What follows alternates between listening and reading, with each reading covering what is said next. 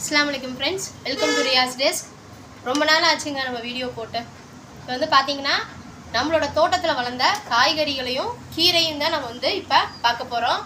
மாங்காய், அதுக்கப்புறம் பார்த்தீங்கன்னா பொன்னாங்கண்ணி, பச்சை பொன்னாங்கண்ணி, வெள்ளை பொன்னாங்கண்ணின்னு சொல்லுவாங்க. இந்த பொன்னாங்கண்ணி கீரை வந்து பார்த்தீங்கன்னா நம்மளோட ஷார்ட்ஸில் ஒரு 35Kக்கு மேலே போயிடுச்சுங்க. அதுக்கப்புறம் நம்ம முருங்கை மரத்தில் உள்ள முருங்கைக்காய், பாகக்காய் நிறைய வளர்ந்துருச்சு. இங்கே பாருங்கள், ஃப்ரெஷ்ஷாக இருக்குது.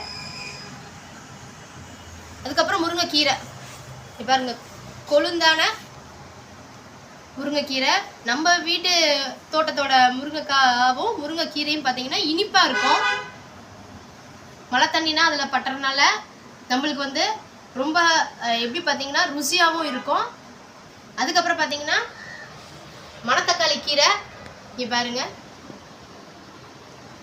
இந்த மணத்தக்காளி கீரையோட விதையை தனியாக எடுத்து வச்சு புளிக்குழம்பு செஞ்சுருவேன்.